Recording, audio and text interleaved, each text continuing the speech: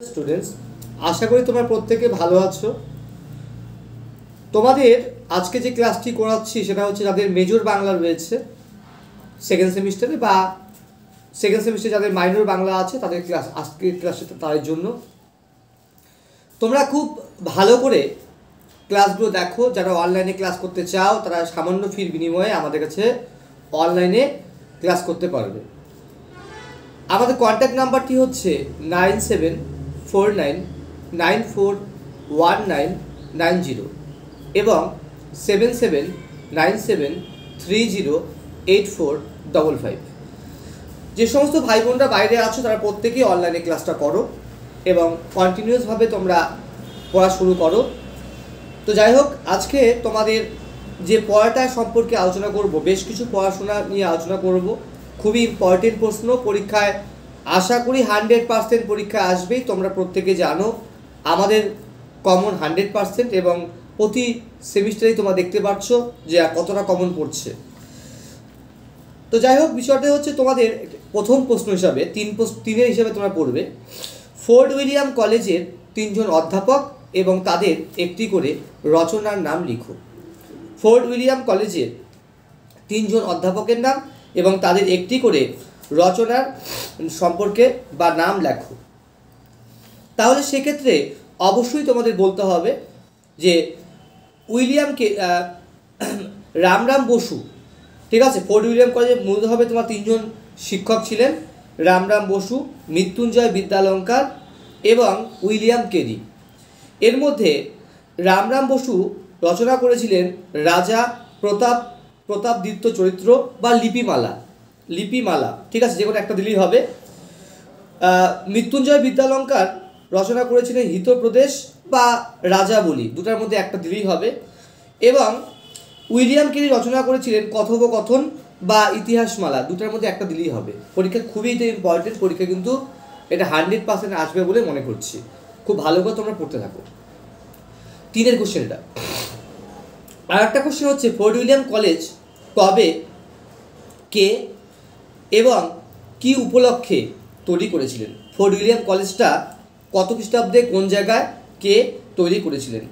তো Lord Wellesley 1800 সালে কলকাতার লালবাজারের কাছে ইংরেজদের বাংলা ভাষা শেখানোর জন্য ফোর্ট উইলিয়াম কলেজ তৈরি করেছিল। খুবই ইম্পর্টেন্ট, পরীক্ষা কিন্তু খুব ভালো করে পড়বে, ঠিক আছে। আচ্ছা, এরপরে আছে তোমাদের যে পড়াটা আছে সেটা হচ্ছে বিহারীলাল চক্রবর্তী কে কাকে বাংলা গীতিকাব্যের ভোরের পাখি বলেছেন এবং কেন? কে কাকে বাংলা গীতিকাব্যে ভোরের পাখি বলেছেন এবং কেন, এবং তার কয়েকটি গীতিকাব্যের নাম লেখো। এক্ষেত্রে আমরা বলতে পারি রবীন্দ্রনাথ ঠাকুর বিহারীলাল চক্রবর্তীকে ভোরের পাখি বলেছেন। সকাল হয়েছে, পৃথিবীতে এই সংবাদ পৌঁছে দেয় পাখিরা তাদের কলকাকলি বা আওয়াজের মাধ্যমে। একইভাবে বাংলায় গীতিকাব্য রচনা করা যায়, বাংলাতে এই বিষয়টি প্রথম পৌঁছে দিয়েছিল বাঙালি পাঠকদের কাছে বিহারীলাল চক্রবর্তী তার রচনার মাধ্যমে। এই কারণে রবীন্দ্রনাথ ঠাকুর তাকে বাংলা গীতিকাব্যের ভোরের পাখি বলেছেন। বিহারীলাল চক্রবর্তীর বিভিন্ন রচিত গীতিকাব্যগুলি হচ্ছে সঙ্গীত শতক, বঙ্গ সুন্দরী, সারদা মঙ্গল, নিসর্গ সন্দর্শন, প্রেম প্রবাহিনী, সাধের আসন, বাউল বিংশতি। এই পাঠগুলো তোমাদের রয়েছে, খুবই ভালো করে পড়তে হবে। সারদা মঙ্গল, সাধের আসন, বঙ্গসুন্দরী, প্রেম প্রবাহিনী, বন্ধু বিয়োগ, এটা ছিল খুবই ইম্পর্টেন্ট, পরীক্ষায় খুবই ভালো করে পড়তে হবে। এর পরের প্রশ্ন হিসাবে আমরা বলবো, একটু দেখে নিচ্ছি আমি।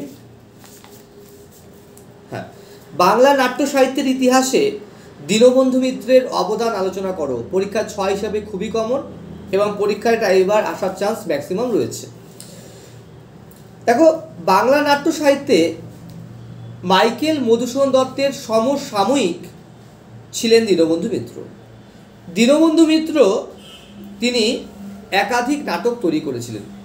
এর মধ্যে তার রচিত বিভিন্ন নাটকগুলি হচ্ছে নীল দর্পণ, বিয়ের পাগলা বুড়ো, জামাই বারিক, লীলাবতী এবং প্রহসনধর্মী নাটক সধবার একাদশী রয়েছে। এর মধ্যে নীলদর্পণ যে নাটকটি রয়েছে এটি 1860 সালে প্রকাশিত। এখানে দেখানো হয়েছে যে ব্রিটিশরা যখন ভারতবর্ষে আসে তখন তারা নীল সাহেব হিসাবে আসে এবং ভারতীয় কৃষকদের উপরে এই নীল চাষ করবার জন্য বিভিন্নভাবে চাপ দেয় এবং অত্যাচার করে, সেই বিষয়টি এখানে ব্যাখ্যা করে দেওয়া আছে। বিয়ের পাগলা বুড়ো হচ্ছে 1866 সালে প্রকাশিত। এখানে যে এক বৃদ্ধ ছিল, যে সে বৃদ্ধ বয়সেও বিয়ে করতে চায় এবং তাকে নিয়ে ছেলেরা এক ধরনের বিয়ের শিবির তৈরি করে এবং সেখানে নানান ধরনের কৌতুকময় ঘটনা ঘটে। এটি 1866 সালে প্রকাশিত হয়। জামাই বারিক 1872 সালে প্রকাশিত হয়েছিল এবং এখানে দেখানো হয়েছে ধনী পরিবারে যে ঘর জামাই রাখার যে প্রবণতা সেই বিষয়ে এখানে ব্যাখ্যা করা আছে। এরপর আছে লীলাবতীতে আমরা দেখতে পারবো যে নায়ক নায়িকার যে জটিল যে কাহিনী, জীবনের যে জটিল কাহিনী সেই বিষয়কে ব্যাখ্যা করা আছে। এটি 1867 সালে প্রকাশিত হয়েছে। দীনবন্ধু মিত্রের সবচেয়ে জনপ্রিয় যে নাটকটি রয়েছে সেটি হচ্ছে প্রহসনধর্মী নাটক, সেটা হচ্ছে সধবার একাদশী। 1866 সালে এটি প্রকাশিত। পরীক্ষা কিন্তু এখান থেকে আসতে পারে যে দীনবন্ধু মিত্রের প্রহসনধর্মী নাটকের নাম লেখো, সেক্ষেত্রে বলতেই হবে সেটা হচ্ছে সধবার একাদশী। এবং এটি কত খ্রিস্টাব্দে প্রকাশিত হয়? এটি 1866 খ্রিস্টাব্দে প্রকাশিত হয়। এবং এই নাটকের মূল চরিত্রর নামটি কি? এই নাটকের মূল চরিত্রটির নামটি কি? সেক্ষেত্রে আমরা অবশ্যই বলবো নীম দত্ত বা নীমচাঁদ দত্ত। তো সধবার একাদশীতে আমরা দেখতে পারবো যে শিক্ষায় শিক্ষিত হয়ে একদল যুবক সমাজ নিজেদের লাটসায় ভাবতে শুরু করেছে, নিজেদের লাম্পট্য, নিজেদের সম্পত্তি সব নিজেদের লাম্পট্য দেখাচ্ছে, সম্পত্তি ধ্বংস করছে, তারা নিষিদ্ধ পল্লীতে রাত্রি যাপন করছে, তারা খারাপ ব্যবহার করছে। এই সমস্ত এই সমস্ত পুরুষদের স্ত্রীরা তাদের স্বামীর মঙ্গল কামনার জন্য যে একাদশী করছে সেই একাদশী হচ্ছে সধবার একাদশী। খুবই ইম্পর্টেন্ট, ভালো করে পড়তে হবে, ঠিক আছে। এরপর যেটা রয়েছে সেটা হচ্ছে ছোট গল্পকার রবীন্দ্রনাথ ঠাকুর। আমরা প্রত্যেকেই জানি যে রবীন্দ্রনাথ ঠাকুরের যে ছোট গল্প রয়েছে সেটিকে তোমার 3টি পর্বে বিভক্ত করা যেতে পারে। একটা প্রথম পর্ব, দ্বিতীয় পর্ব এবং শেষ পর্ব বা তৃতীয় পর্ব। এই সমস্ত গল্পগুলোতে আমরা কোথাও সামাজিক পরিস্থিতি পাবো, কোথাও রাজনৈতিক পরিস্থিতি পাবো, কখনো পরিবার পাবো, কখনো প্রাকৃতিক পরিবেশ পাবো, কখনো অতি প্রাকৃত বা অলৌকিক বা ভৌতিক পরিবেশ সম্পর্কে আমরা জানতে পারি। সেক্ষেত্রে যদি আমরা বলি যে প্রকৃতি সম্পর্কে রবীন্দ্রনাথ ঠাকুর কী ছোট গল্প রচনা করেছেন, এক্ষেত্রে আমরা অবশ্যই বলতে পারবো খোকা বাবুর প্রত্যাবর্তন, ছুটি, শুভা, অতিথি, এক রাত্রি। আবার বলছি, খোকা বাবুর প্রত্যাবর্তন, ছুটি, শুভা, অতিথি, এক রাত্রি। এছাড়াও আমরা দেখতে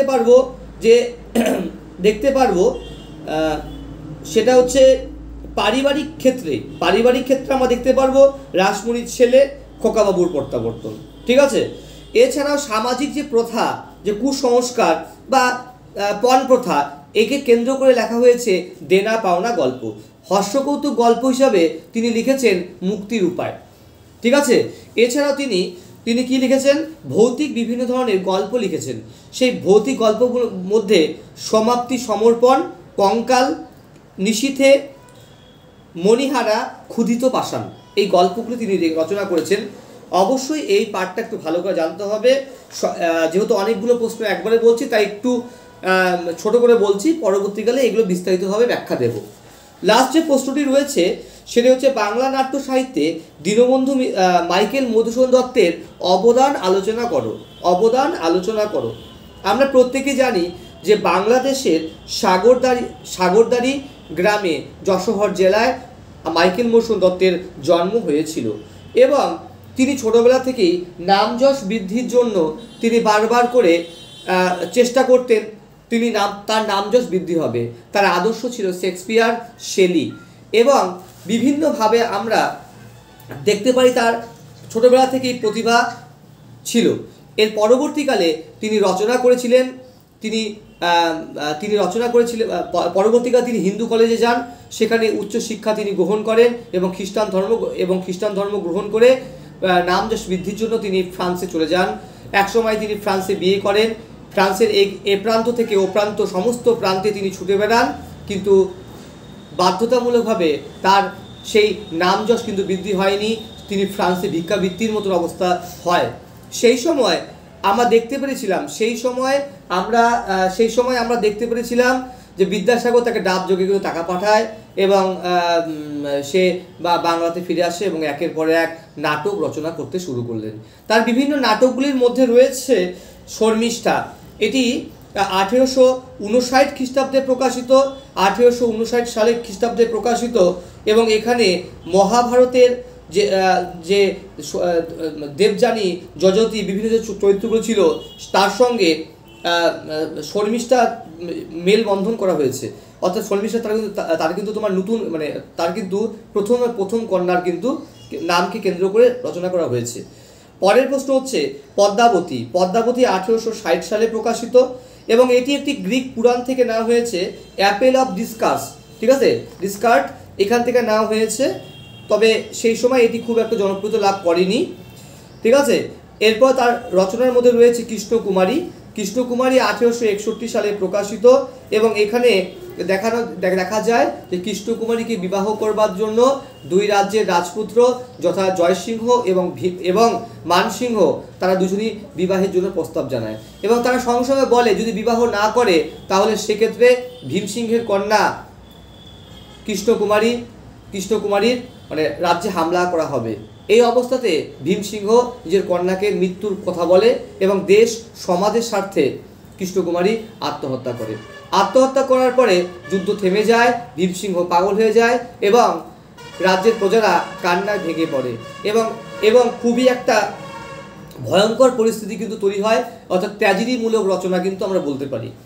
এরপরে তার বিখ্যাত রচনার মধ্যে রয়েছে, এটি কিন্তু পরীক্ষার সময় আসতে পারে যে মাইকেল মধুসূদন দত্তের যদি প্রহসনধর্মী নাটকের নাম রাখো তাহলে সেক্ষেত্রে একেই কি বলে সভ্যতা, বুড়ো শালিকের ঘাড়েরও, আর এই দুটাই কিন্তু 1860 সালে প্রকাশিত হয়েছে। তো এই পাঠগুলো খুব ভালো করে পড়ো এবং প্রত্যেকে সুস্থ থাকো এবং তোমাদের কী কী নোট চাই তোমরা অবশ্যই কমেন্ট করো। ধন্যবাদ।